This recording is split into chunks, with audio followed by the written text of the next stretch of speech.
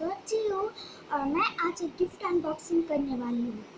ये मेरी मम्मी ने दिया है ये, और इस पे लिखा है from your mom to you your gift, और 2 हाथ है यहाँ पर।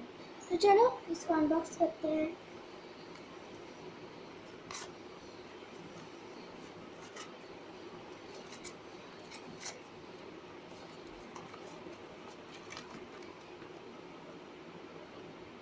ये देखो मेरा गिफ्ट।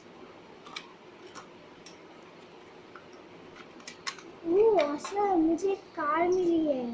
ये है हॉट व्हील्स का कार। चलो इसको चलाते हैं।